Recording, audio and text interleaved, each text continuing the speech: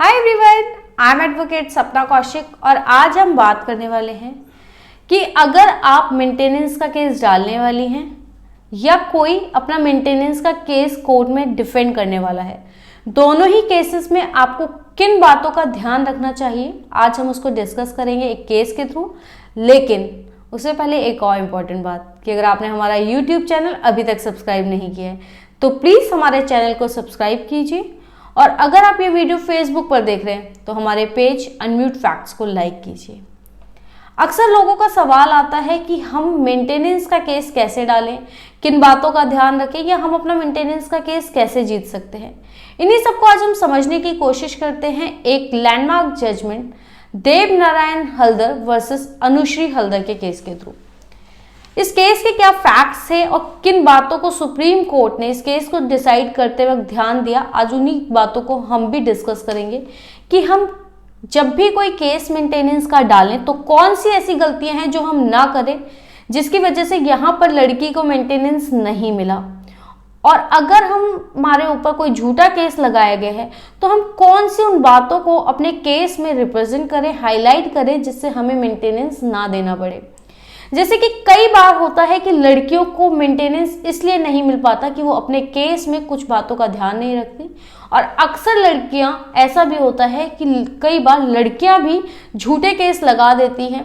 जहां पर वो बिना किसी कारण के अपने पति का घर छोड़ देती हैं और पति को मेंटेनेंस देना पड़ता है। तो पति भी ये ध्यान रखे कि कौन सी ऐसी बातें हैं जिन पर अगर वो गौर फरमाएंगे, गौर ध्यान देंगे, कोर्ट के सामने रखेंगे तो उनको हो सकता है मेंटेनेंस ना देना पड़े, जैसा कि इस केस में हुआ। देव नारायण और अनुश्री हल्दर का ये केस क्या है। देव नारायण और अनुश्री हल्दर की शादी हुई फरवरी 1985 में और 1987 जनवरी में उनके यहाँ एक बच्चा हुआ। शादी होती है 85 में, 87 में बच्चा होता है, और 11 मार्च 1997 को अनुश्री हल्दर अपने बच्चे को लेकर अपने पति का घर छोड़कर चली जाती है।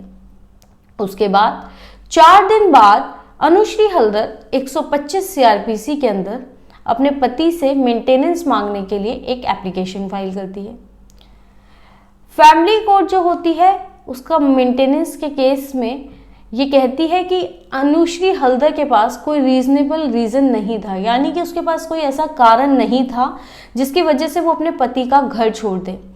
इसलिए उसको कोई मेंटेनेंस नहीं दिया जाता। लेकिन बच्चे के लिए 1500 रुपये का मेंटेनेंस फैमिली कोर्ट फिक्स कर देती है। इसके अगेंस्ट उस जो अनुश्री हल्दर होती है हाई कोर्ट जाती है, अपने पति के खिलाफ इस ऑर्डर के अगेंस्ट वो अपील फाइल करती है। हाई कोर्ट वहां पर उसके पति को कहती है कि उसको अपनी पत्नी को भी 1500 रुपये मेंटेनेंस के पर मंथ देने होंगे, इसके अलावा 2000 रुपये उसे अपने पत्नी को केस फीस के लिए भी देने होंगे, यानी कि उसको कॉस्ट भी 2000 रुपये की देनी होगी। पति इस अपील, जो ये हाई कोर्ट का ऑर्डर था, जजमेंट था, इसके अगेंस्ट एक अपील सुप्रीम कोर्ट में फाइल कर देता है, जहां वो कहता है कि उसने अपनी पत्नी के अगेंस्ट कोई भी क्रुएलिटी नहीं की है, बल्कि उसकी पत्नी बिना कोई कारण हुए अपने पति का घर छोड़कर चली गई है। तो सुप्रीम कोर्ट में ये मैटर जाता है। तो सुप्रीम कोर्ट यहाँ पर मैटर डिसाइड करते हुए बहुत सारे फैक्टर्स के बारे में ध्यान देती है। वो कहती है कि सुप्रीम कोर्ट ने बहुत सारी चीज़ों को कंसिडर किया, आज उसी को समझने की कोशिश करेंगे। जैसे कि सुप्रीम कोर्ट ने कहा कि लड़की 85 में शादी हुई और उसके बाद 97 में वो घर छोड़कर जाती है, और घर छोड़कर जाने के 4 दिन के अंदर उसने एक एप्लीकेशन मेंटेनेंस की लगा दी, यानी कि उसने यहाँ पर कोई टाइम ही नहीं दिया कि सेटलमेंट दोनों के बीच हो। ऐसी कौन से कारण थे जिसमें उसने रिकंसाइल यानी कि समझौता करने के लिए कोई समय नहीं लिया और सिर्फ 4 दिनों के अंदर मेंटेनेंस की एप्लीकेशन लगा दी। तो कोर्ट ने ये कहा कि यहाँ पर लड़की ने समझौते के लिए टाइम नहीं दिया। लड़की ने कहा, एलिगेशन जो लड़के के ऊपर लगाए थे वो ये थे कि लड़का उसे दहेज के लिए ताने मारता था कि वो दहेज पूरा नहीं लाई है, दहेज कम लेके आई है, वो सुंदर नहीं है, वो पढ़ी लिखी नहीं है, और ऐसे ही बहुत सारे ताने लड़का उस लड़की को देता था। उस लड़की का ध्यान नहीं रखता था, उसको मारता पीटता था और वो अपनी शादी में शुरू से ही परेशान थी। लड़की ने ऐसे बहुत सारे एलिगेशन लगाए थे। सुप्रीम कोर्ट ने उन्हीं सारी बातों को एक एक करके बहुत बारीकी से जांचा। लड़की की बातों को ध्यान देते हुए सुप्रीम कोर्ट ने कहा कि लड़की कहती है कि मुझे शादी के बाद स्टार्टिंग से ही 15 दिन के बाद से ही मेरे ऊपर क्रूएलिटी, अत्याचार शुरू हो गया था। सुप्रीम कोर्ट ने कहा कि उसके बाद लड़की ने अपनी मां को शादी के 7-8 साल तक कुछ नहीं बताया। लड़की की एप्लीकेशन के अकॉर्डिंग कि उसने 6-7 साल के बाद अपनी माँ को बताया कि मेरा पति मुझे परेशान करता है। तो सुप्रीम कोर्ट ने कहा कि आप पढ़ी लिखी थी, अपनी माँ को आपने किस तरीके से बताया और इतने साल तक आप चुप क्यों रही? और अगर आप चुप रही तो जाते ही 4 दिन के बाद आपने मेंटेनेंस की एप्लीकेशन लगा दी, आपने समझौते का टाइम नहीं दिया। वो तो हमेशा याद रखें कि मेंटेनेंस के केस जब भी आप डालें तो पहले समझौते का अगर कोई स्कोप बचता है तो उसके लिए टाइम दें, क्योंकि ये टाइम फैक्टर भी बहुत है। अगर आपने बहुत ज़्यादा डिले कर दिया तो भी कोर्ट ये पूछता है कि इतना डिले क्यों, और अगर आपने बहुत जल्दबाजी कर दी तो कोर्ट ये भी पूछता है कि इतनी जल्दी क्यों, समझौता क्यों की कोशिश क्यों नहीं की गई पहले। तो ये सारी चीज़ें बहुत मैटर करती हैं। अगर आपके साथ अत्याचार होता है, क्रूएलिटी होती है, तो आपने किसको बताया, कैसे बताया, ये भी एक बहुत बड़ा फैक्टर होता है। यहाँ पे लड़की ने एलिगेशन लगाया कि लड़का मुझसे दहेज मांगता था, हमेशा ये कहता था कि दहेज नहीं लाई हो, दहेज कम लेकर आई हो। तो कोर्ट ने पूछा कि आपने कहा कि लड़का आपसे हमेशा दहेज मांगता था, लेकिन लड़के ने दहेज में क्या मांगा? तो लड़की ने कहा कि उन्होंने मुझसे कभी कुछ मांगा नहीं, लेकिन हमेशा ये कहा कि तुम दहेज नहीं लाई हो। तो ये भी एक फैक्टर था कि अगर आपसे दहेज मांगा जाता है तो वो स्पेसिफिक जो इंसिडेंट होते हैं उन सबको अपनी एप्लीकेशन में डालें। और अगर आप लड़के का अगर केस फेक है, लड़के के अगेंस्ट अगर कोई गलत केस है, तो लड़का ये इस बात पर गौर करें कि अगर लड़की ने कोई एलिगेशन आप पर लगाया तो उसका काउंटर तैयार रखें कि आपने कभी कोई दहेज की डिमांड की या नहीं की। इस फैक्टर का भी ध्यान रखें। तो लड़के ने क्योंकि कभी कोई दहेज नहीं मांगा, कोई स्पेसिफिक डिमांड ही नहीं की थी, जिसको उसकी माँ ने भी माना कि लड़के ने हमसे कोई स्पेसिफिक चीज नहीं मांगी, लेकिन वो हमेशा ये कहता था कि दहेज कम लाई हो। तो कोर्ट ने इस बात को मानने से इनकार कर दिया कि अगर उसने कोई दहेज मांगा होता तो वो कोई स्पेसिफिक डिमांड करता। अगर उसने कभी कोई डिमांड ही नहीं की तो ये डाउरी का केस कहाँ से आ रहा है, ये एलिगेशन क्यों आ रहा है कि वो डाउरी मांगता था जब उसने कोई स्पेसिफिक डिमांड ही नहीं की। और जो शादी के वक्त कुछ गिफ्ट दिए गए वो भी नॉर्मल गिफ्ट थे, लड़के ने कोई स्पेसिफिक डिमांड शादी के वक्त भी नहीं की और उसके बाद भी नहीं की, तो लड़की का ये एलिगेशन भी वहां पर खत्म हो गया। तो अगर लड़का या लड़की दोनों हैं तो इस बात का ध्यान रखें कि अगर कोई इंसिडेंट हुआ है तो उसको एप्लीकेशन में डालें, और लड़का भी उस अगर कोई एप्लीकेशन आपके कंप्लेंट आपके अगेंस्ट फाइल हो गई है तो उसका काउंटर भी आप रेडी रखें।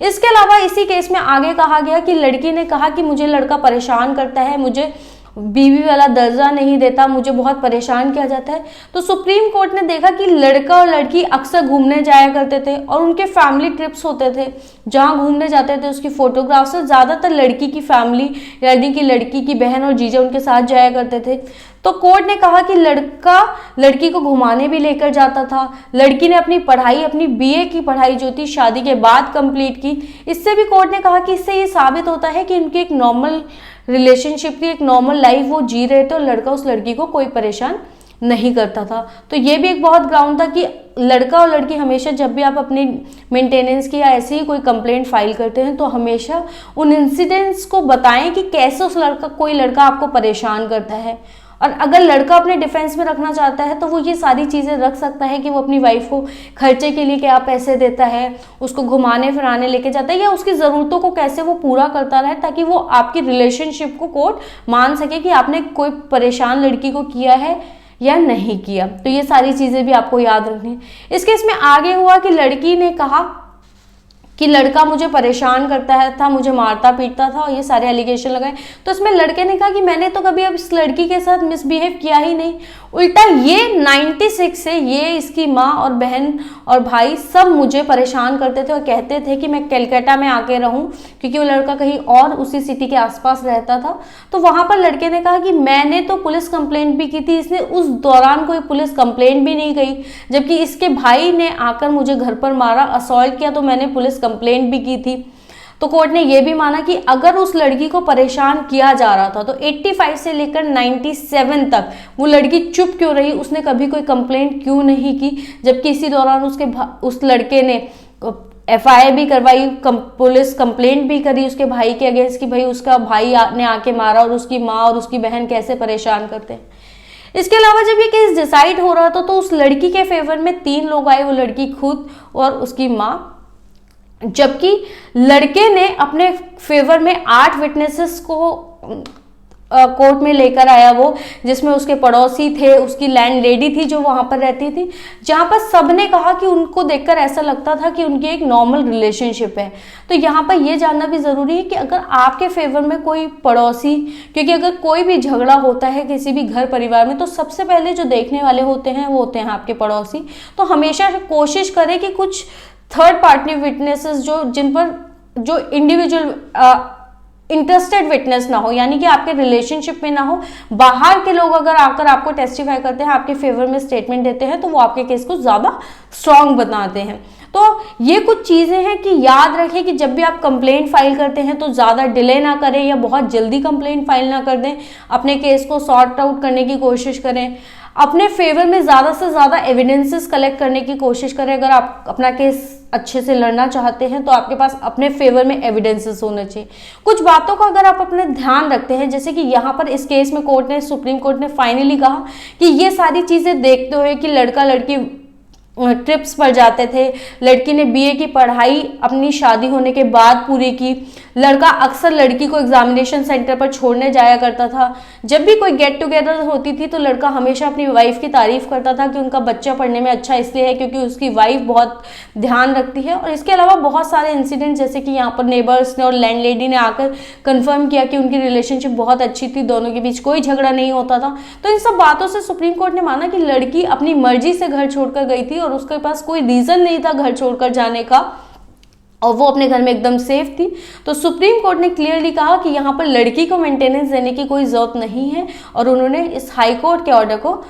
खत्म कर दिया और उनको कहा कि सिर्फ अपने बच्चे को उनको मेंटेनेंस देना होगा, जो कि फैमिली कोर्ट ने, लोअर कोर्ट ने कहा था 1500 रुपये देने के लिए। तो इस केस से हम ये समझ सकते हैं कि जब भी आप अपना मेंटेनेंस का केस डालना चाहते हैं तो सबसे इंपॉर्टेंट है एविडेंस, कि आपके पास क्या एविडेंस है। जहां पर लड़की के पास ये कोई एविडेंस था ही नहीं कि उससे कब उसके पति ने दहेज की डिमांड की, उसके साथ शादी में जो उसको गिफ्ट मिले थे उसके लिए उसके पति ने उसको कभी कोई ताना नहीं दिया, उसकी एजुकेशन कंप्लीट करवाई, और ये सारे कुछ फैक्टर्स थे कि वो ट्रिप्स पर जाती थी, ये सारे फैक्टर्स को कोर्ट ने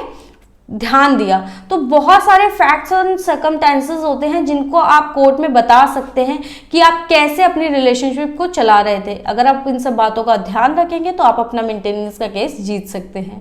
आपको ये वीडियो कैसा लगा और आप किन और मुद्दों पर वीडियोस चाहते हैं प्लीज कमेंट सेक्शन में बताएं।